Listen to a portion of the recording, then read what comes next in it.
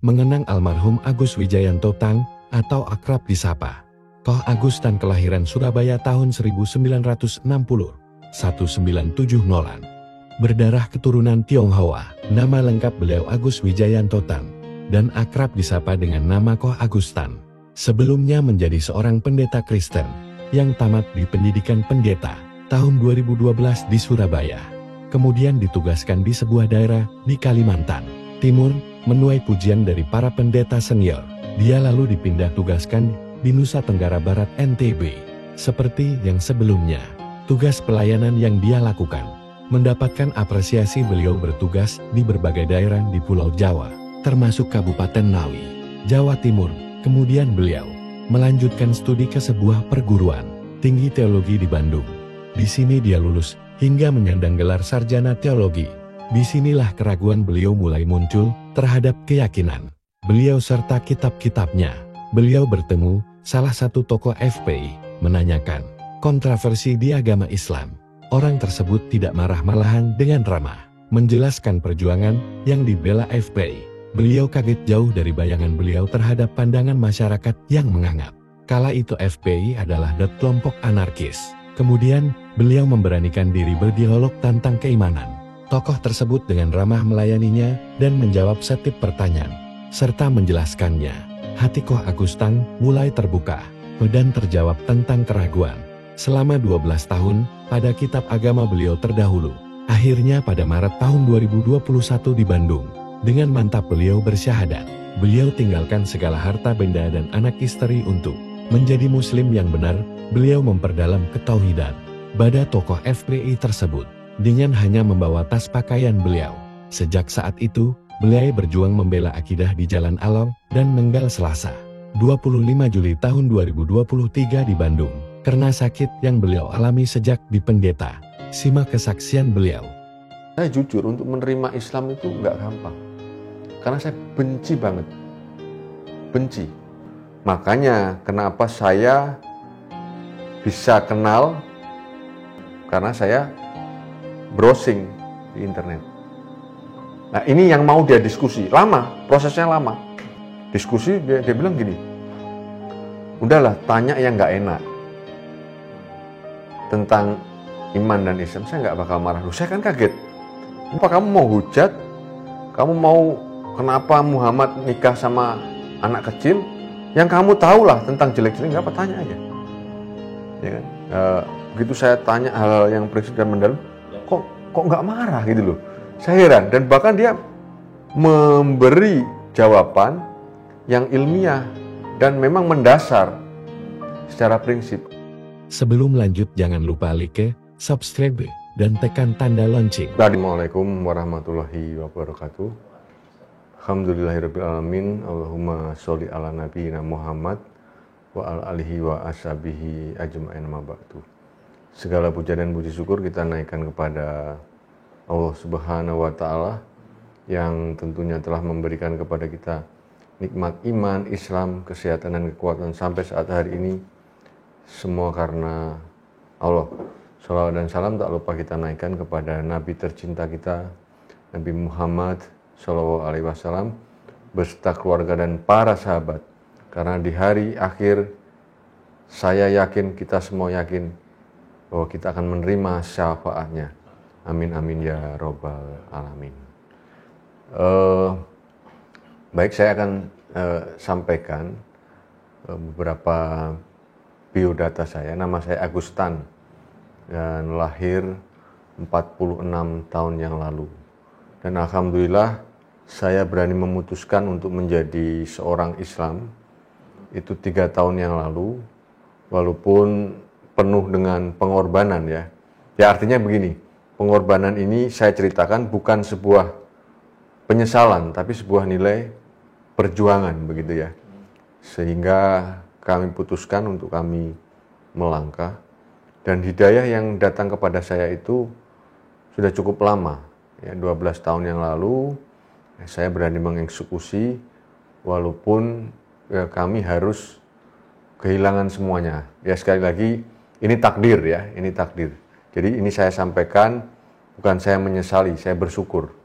Justru karena saya menjemput hidayah inilah janji yang sesungguhnya yang Allah berikan kepada saya, ya, secara pribadi itu nyata, ya. Dan saya yakin bahwa ini satu keputusan yang baik dan benar untuk masa depan saya, masa depan dunia dan akhirat. Ya. Jadi saya dulu pendeta di GPPS, Gereja Pantai Kosta Pusat Surabaya, yang sinodenya ada di Arjuno, ya, ada di Jalan Arjuno, dan pintu belakangnya ada di Sawahan. Nah, ini kalau yang masih komplain-komplain, ya, datang sendiri ke GPPS, tanyakan nama saya ada atau tidak. Dan dulu terakhir Katolik atau Protestan? Itu karismatik, Pantai Kosta. Pantai Kosta, sekarang ada tambahan lagi karismatik. Ada tambahan lagi neo-karismatik. Yang udah kayak diskotik itu, yang loncat-loncat, bahasa roh, ya sampai orangnya kelojotan dan lain sebagainya itu. Seperti itu. Dan saya anak dua, dan kami putuskan untuk berislam, hijrah, ya kami akhirnya pisah. Kami pisah, dan itu tadi yang sering saya sampaikan,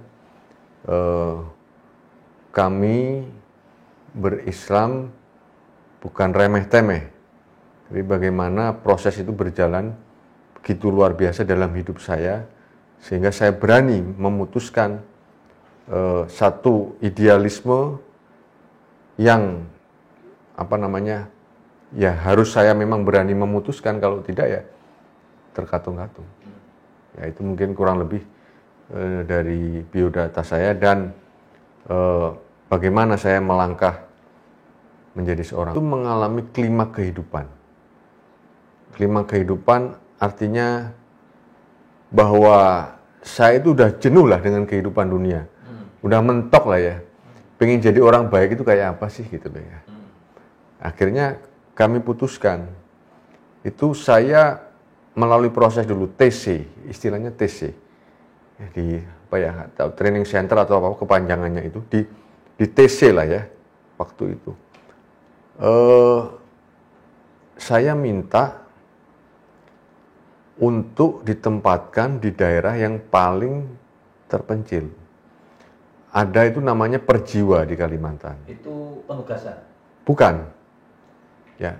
Kalau penugasan resmi itu kalau nggak salah TC atau apa ya. Ini jadi gini. Saya karena gini ya.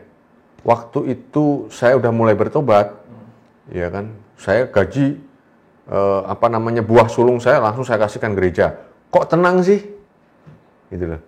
Ya, terus tiap bulan nggak saya kasihkan semua. Saya beli beras, ya sekarung, 2 karung saya kasih ke gereja. Kok tenang sih? Nah memang waktu itu saya udah dengan kehidupan ini udah jenuh banget dengan dunia yang nggak bener gitu loh. Ya, jadi akhirnya di sana saya lolos yang 4 bulan, ya saya langsung sekolah Alkitab. Sifatnya pribadi. Bukan kepada organisasi. Ya, jadi ini yang menugaskan pendeta. Saya gini, coba saya tugasin ke daerah. Kalau saya memang kuat, berarti saya ingin jadi pendeta ini nggak guyonan gitu loh maksudnya. Jadi kalau langsung ditaruh di sekolah Alkitab nggak kuat kan, guyonan saja. Nah, maksud saya seperti itu. Gitu. 4 bulan. Kurang lebih. Ngapain aja? Ya di sana kan di desa. Ya di sana ya ada doa pagi. Ya kalau siang sih nggak wajib, cuma kalau kita waktu senggang ya doa siang. Yang jelas doa pagi, doa malam. Ya doa pagi, doa malam, terus ya belajar memberikan kesaksian. Ya belajar ngomong lah. Belajar ngomong. Nah di situ udah terus dikasih pimpin pujian. Memimpin pujian. Pujian penyembahan kalau doa pagi. Ya rutinitas itu. Terus kadang ibadah rumah tangga.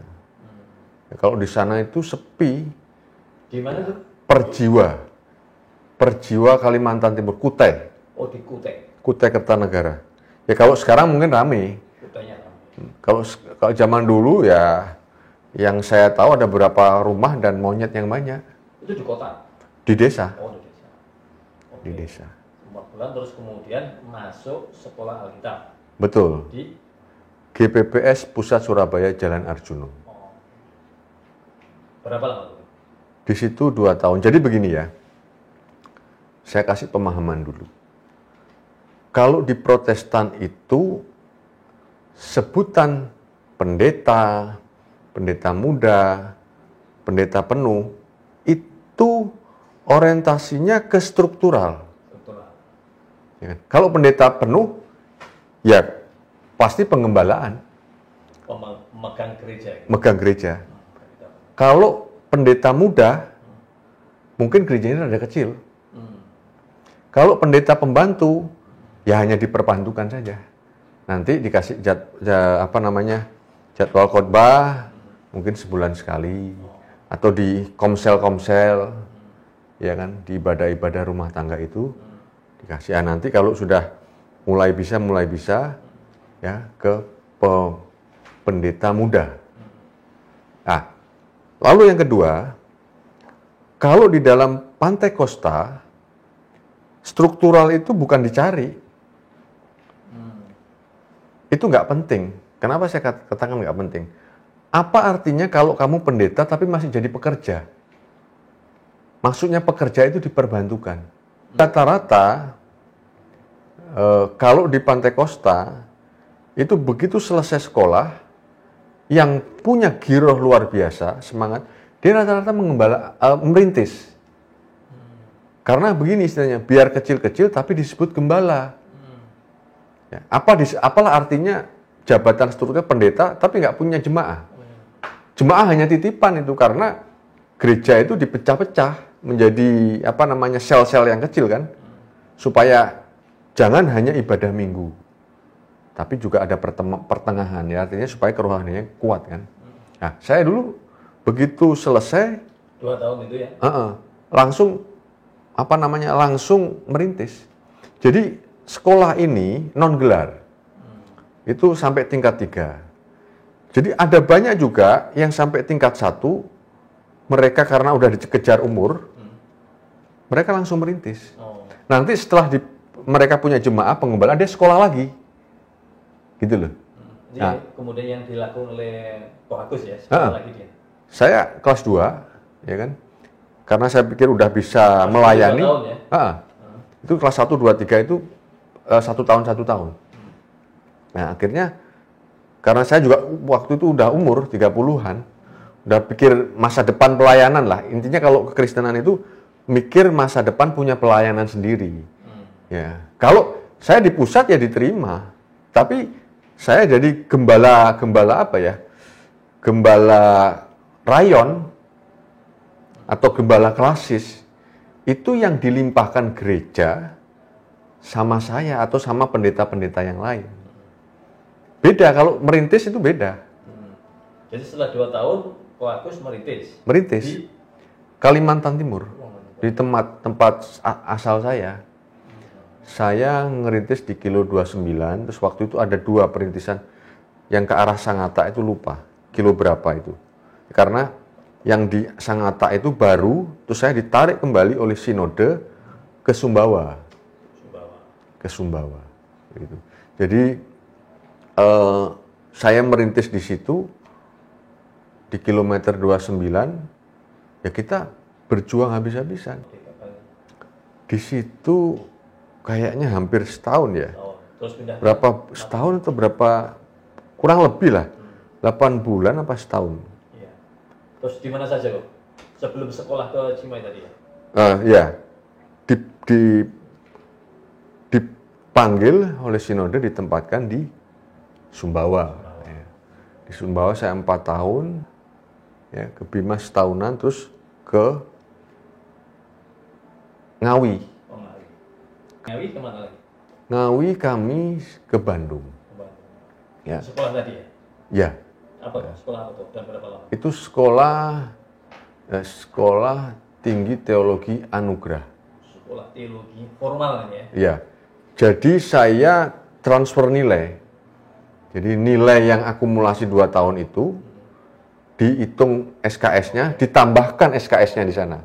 Jadi mempersingkat waktu belajar. Betul. Jadi maksudnya nilai perjuangan kita tetap dihitung lah. Nah, dalam edukasi itu kan. Nah itu akhirnya saya selesai. Selesai dan bergelar STH. STH.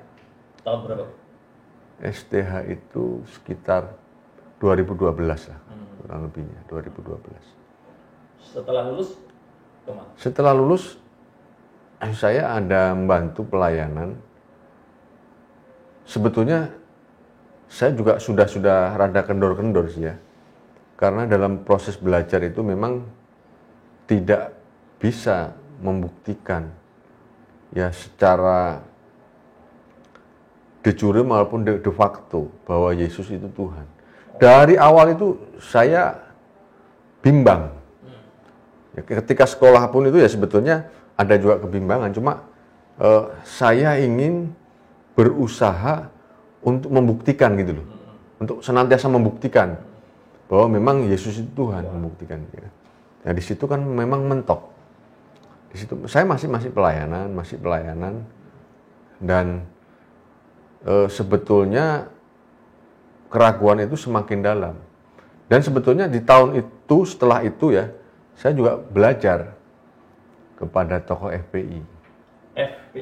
FPI. Pembela Islam ya. Yang soal ketuhanan ini tadi. Dan begini sih ya. Ini maaf. Ya, ada banyak orang melihat FPI itu begitu wow, mengerikan sangat ya. Saya kira itu salah ya.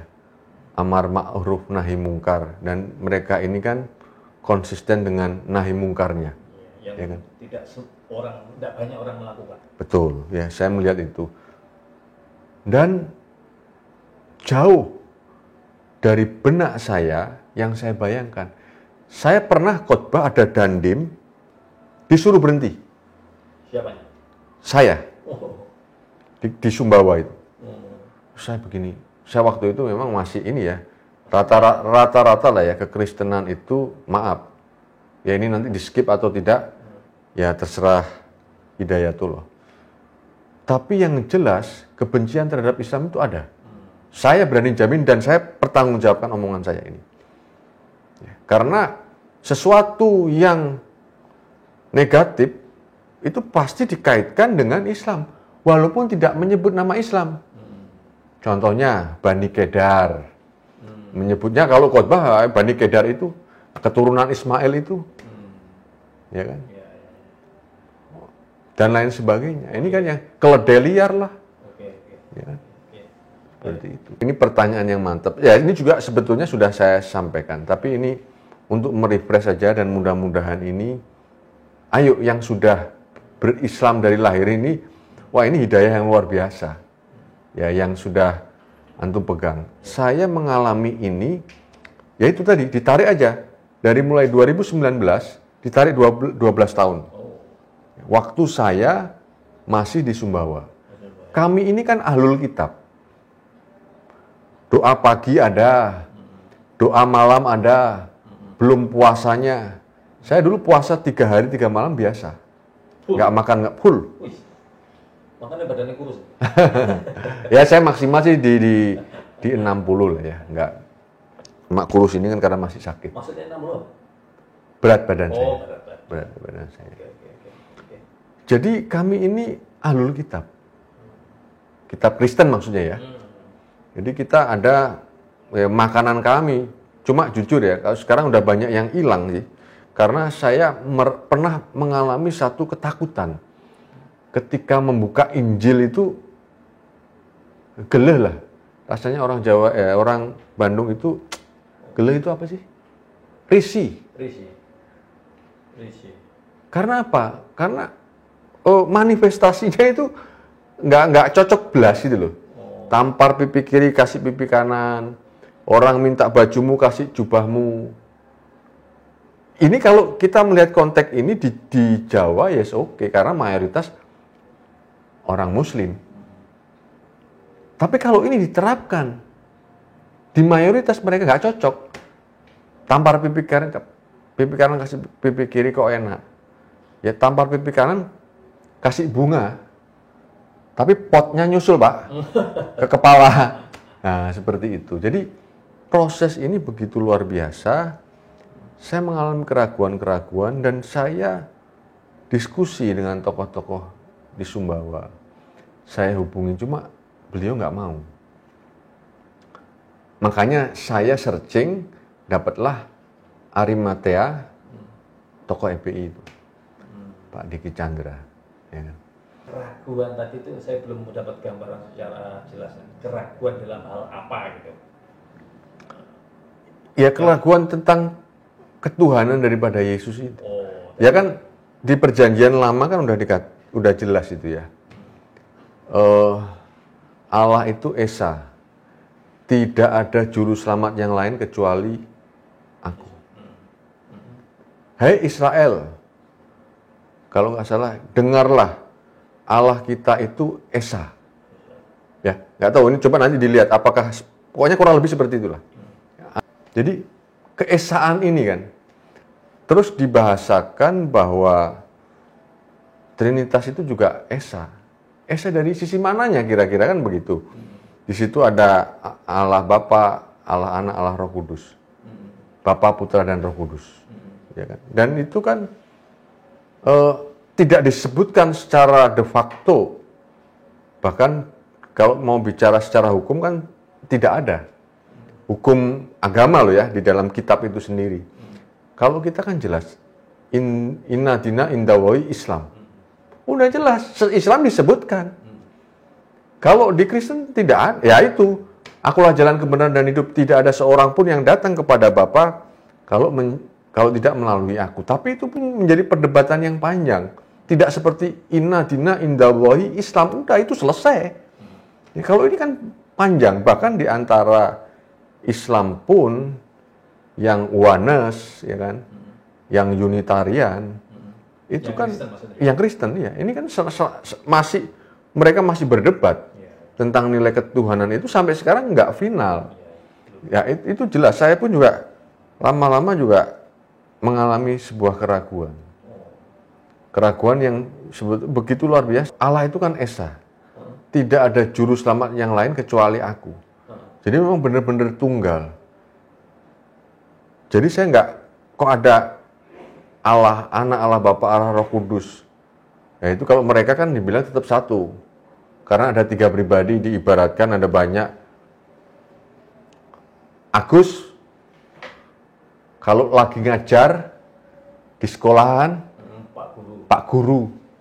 Nah, Agus, nyupir angkot, jadi sopir. Agus, ya, di pasar, nguli, Agus kuli. Orangnya satu. Sekarang yang menjadi pertanyaan, bisakah bekerja berbarengan 3 oknum ini?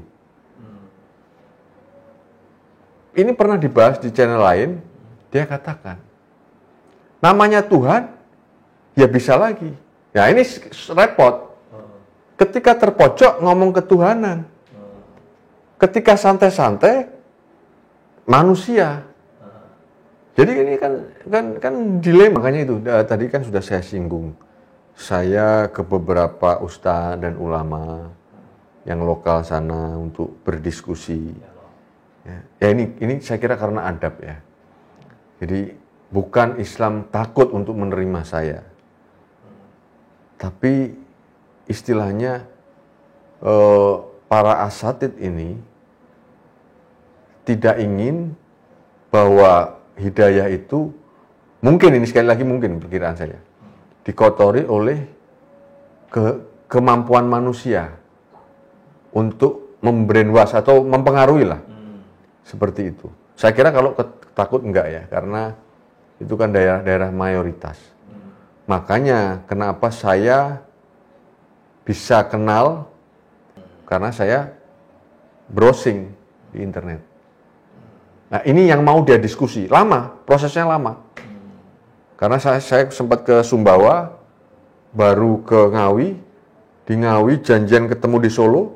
Oh, waktu si Mbak Sudah mencari. Sudah. Oh. Di Solo, di Jogja 2 kali, di Solo sekali. Diskusi, dia bilang gini, udahlah tanya yang nggak enak tentang iman dan Islam, saya nggak bakal marah. Loh, saya kan kaget.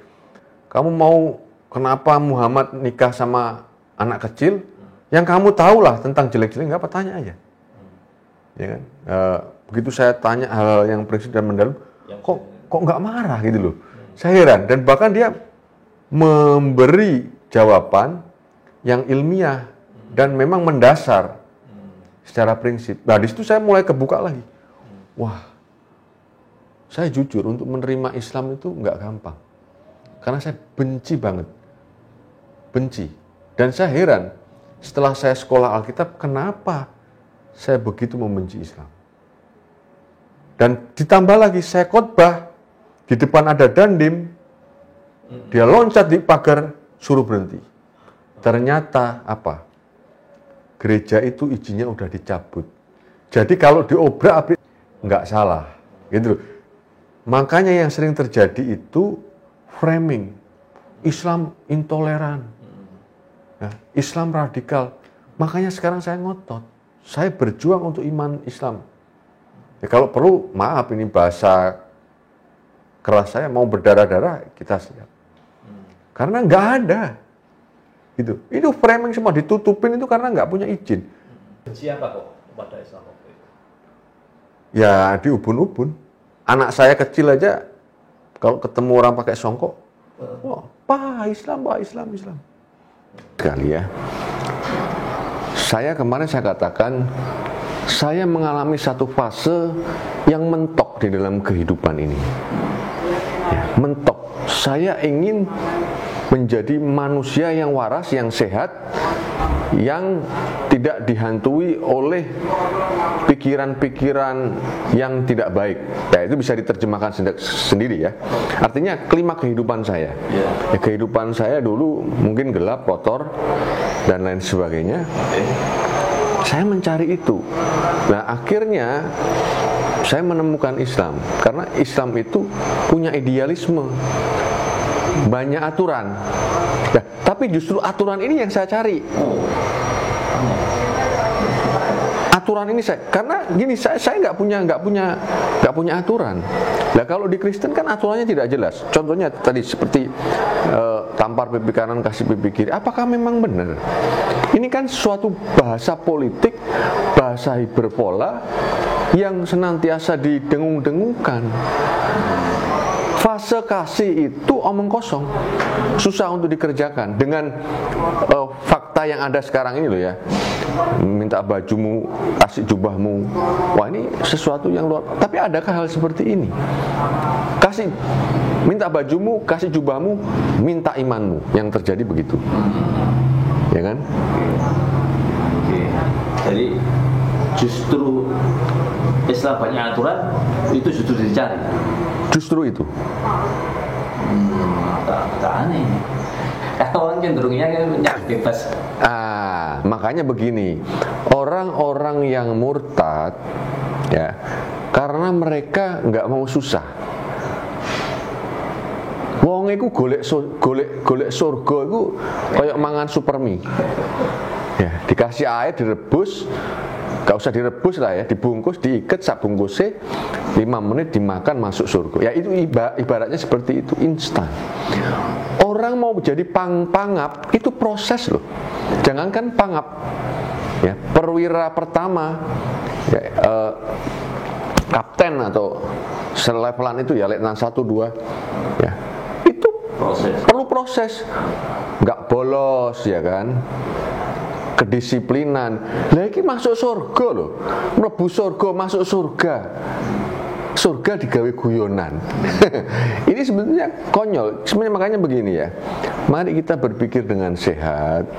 Sesuatu itu ada yang pakai akal, ada yang tidak. Tapi porsinya jangan disamakan. Yang perlu pakai akal, gunakan akal. yang memang tidak bisa dipakai akal, tidak. Ini permasalahannya kan di gebrah uyah ya. Ya ini yang saya katakan tidak ada syariat. Kalimatnya kok.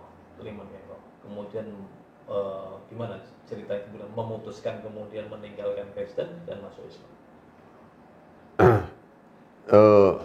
Jadi itu klimaks-klimaksnya, dan saya harus waktunya mengambil keputusan. Ya. Ketika saya udah mengambil keputusan, ya beberapa nasihat dari guru saya ya, waktu itu, kok nggak apa-apa, tawarin aja. Dia katanya zaman Rasulullah kan ada ini, ya ada yang masih Kristen sama Islam sama-sama, ya. Tapi kita tetap berdoa mudah-mudahan ada hidayah, kan seperti itu. Nah itu pernah kita tawari ya waktu itu kan. Maksudnya siapa yang ditawari? Mantan. Mantan. Ya kami akhirnya sidang ke keluarga, mereka nggak mau. Dengan masuknya saya Islam, muka mereka itu kayak dikasih kotoran katanya, kayak dikasih tai gitu loh ya. Ya oke. Kalau memang enggak ya, saya juga nggak mau. Ya. Sampai spare waktu udah hampir setahun, 2 tahun ya, setahun setengahan lah ya. Ya akhirnya saya berkeputusan, kamu mutlak harus Islam. Kalau tadi, ayo kita jalan sama-sama, kamu Kristen, saya Islam. Ya, kalau waktu udah berjalan saya nggak mau. Ya, kemarin kan ipar yang pendeta itu nawarin ke saya, gimana nggak kamu pikir ya? Masih ditawarin? Iya, waktu belum saya putuskan untuk gugat cerai ya. Gimana ya kan, kamu kan udah punya anak ya kan, udah waktu itu 12-an tahun ya saya menikah kalau nggak salah. Ya akhirnya saya ngomong, kalau sekarang saya nggak mau, wajib masuk Islam, wajib. Semuanya ya, anak istri. Ya kalau anak mungkin menyusul lah ya, pada waktu kontak itu kan wajib. Ya, kalau kemarin saya tawarkan beda, oke.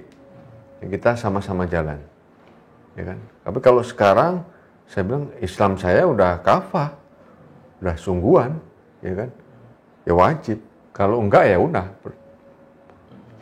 Banyak. Cina babi bangsat, saya penggal lu. Ya, kita pikir di mayoritas Islam udah aman, ternyata banyak intimidasi ada. Saya sampai beli pedang. Saya beli pedang panjang 1, pendek 1. Saya kan punya guru juga. Guru dari FPI juga. Ya, jadi jujur saya dulu lebih cenderung ke FPI. Ya. Saya tanya ke guru saya, musuh jangan pernah dicari. Kalau ada, jangan pernah mundur. Itu Islam. Sudah, daripada saya mati konyol, ya, saya beli pedang. Tetapi ancaman secara fisik nyata itu ada nggak? Atau sekedar di komen-komen itu? Bukan, ngebel langsung dia. Ngebel langsung. Ternyata ditelusuri orang sebelah. Nah, saya suruh ngomong syahadat, bukan syahadat lah. Kamu kalau orang Islam, waktu itu saya mau suruh, tapi saya lupa. Karena sama-sama emosinya kan. Ya kan? Begitu ingat, dia ngebel lagi. Coba kamu baca surat pendek. 1 saja. Kalau kamu benar Islam. Wah nanti kamu terkesima ini. Ngeles lah. Oh berarti kamu bukan Islam. Bener, bukan. Gitu. Ngakunya Islam. Ya, masa orang Islam surat pendek aja nggak bisa? Qul huwallahu ahad, Allahu samad, lam yalid wa lam. Lebih pendek dari itu kan ada. Masa nggak bisa kan? Kan bohongnya kan kelihatan. Ya. Kemudian yang terjadi pada kehidupan Koagustan sendiri seperti apa? Waktu itu atau sekarang? Waktu itu. Ya, Setelah itulah, setelah bersahadat itu ya kan kemudian pisah, tidak. ya secara psikologis kena, terasa banget. Tiap malam nggak bisa tidur, muntah-muntah. Terus yang ini, memang makanya saya sekarang punya lembaga, terus saya di pergerakan ini karena saya mengalami sendiri. Ya, orang yang tidak pernah menjadi Kristen, ya dia nggak ngerti. Kalau saya ini kan pernah merasakan. Toh yang saya omongkan ini berdasarkan empirisme saya. Dan saya harus berjuang. Islam tidak seperti yang mereka framingkan, ya, flying victim kan, fitnah dan lain sebagainya. Nggak ada. Masa saya harus diem? Makanya saya sering katakan 3 hal. Kalau kamu oman amin, jadi jemaah ya nggak masalah, udah jadi jemaah aja. Karena yang kedua, kalau kamu tahu kebenaran dan kamu tidak bisa memperjuangkan, itu sangat menghinakan. Itu pecundang. Lalu kalau kita memang bisa berjuang, walaupun seayat, mari kita perjuangkan nilai-nilai keimanan ini. Ya saya punya ilmu, walaupun secuil, ya, saya akan perjuangkan sampai titik darah penghabisan saya. Gitu. Baik. Sekarang aktivitas tentu ya sebelum sana, secara ekonomi kemudian jatuh ya, atau maksudnya ke bawah ya. Secara ekonomi waktu itu ya, ya waktu itu ya jujur ya untuk hidup harus bagaimana kan, saya Gojek, saya alami. Dan itu foto-fotonya masih ada sih. Dulu videonya ada banyak. Cuma udah di suspend itu kan. Kami Gojek. Ya secara kehidupan ya malu. Tapi inilah nilai perjuangan saya. Yang saya raih ya dengan tidak mudah. Maaf ya, arti tidak mudah ini bukan berarti saya menyesal. Tapi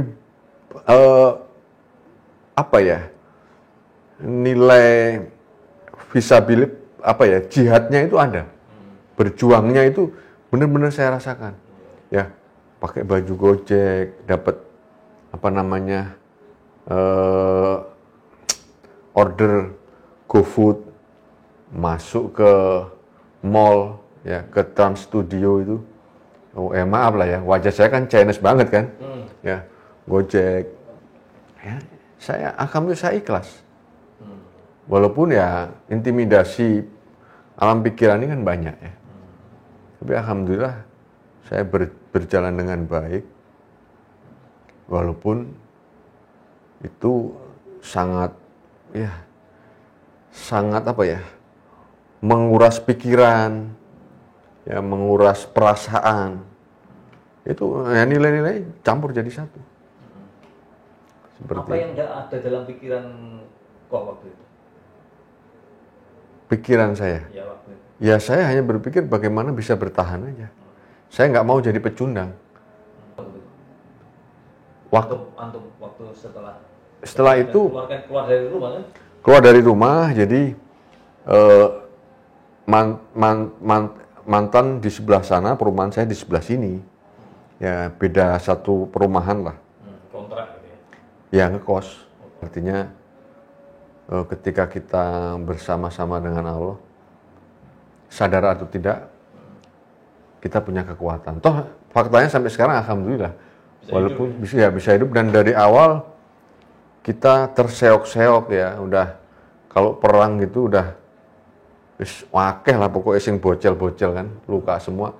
Ya alhamdulillah bisa sembuh dan bisa berperang kembali. Alhamdulillah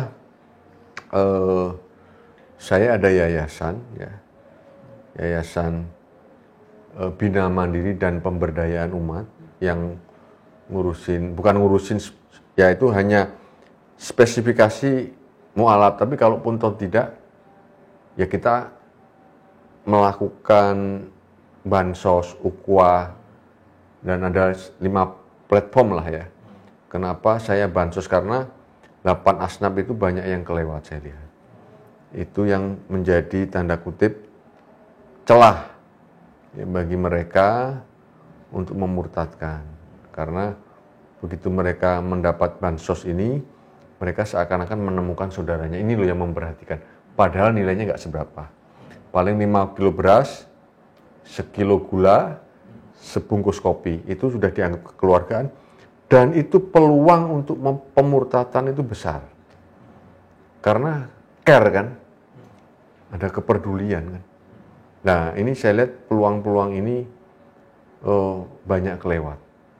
Faktanya apa? Ya, faktanya ketika kami terjun di lapangan, kita melakukan sentuhan care ini ya dengan bantuan-bantuan yang maaf sebetulnya juga nggak banyak ya. Ya paket-paket itu, terus kita mengingatkan sholat, ya kan. Kalau ada apa-apa ngomong ya, saya ini saudaramu bukan orang lain. Ya ini maaf, ini praktek-praktek yang dulu pernah saya lakukan. Kristen lakukan, wah mereka seneng. Saudara-saudara kita ini, makanya begini ya. Coba hitung aja, tahun 80 kita itu 95%. Ya. Sekarang 85%. Kalau menurut hitungan, seharusnya kita yang minimal bertahan lah. Minimal ya bertambah malahan ya. Karena kita kan paling banyak. Ya ini kemana susutnya ini? Ya. Oh ini nilainya gede loh ini. Ya. Saya hitung itu kalau dikalkulasi lebih tidak dikurang, kurang tidak ditambah, flat tengah-tengah, itu hitungannya 50.000 per bulannya kita itu murtad. Seperti itu. Jadi sekarang kok fokus pada gerakan anti pemurtadan gitu. Betul, ya? betul. Di Bandung. Di Bandung. Koh Agustan ceritanya mudah-mudahan bermanfaat, terutama bagi saya dan juga mau bagi Koh Agustan dan mudah-mudahan juga bagi umat Islam secara umum menjadi inspirasi kebaikan. Amin. Terima kasih atas kesediaan waktu dan tenaga ini. Moga tercatat sebagai amal soleh kita bersama. Amin. Amin ya Rabbal. Saya kira cukup, Bro. Nggih.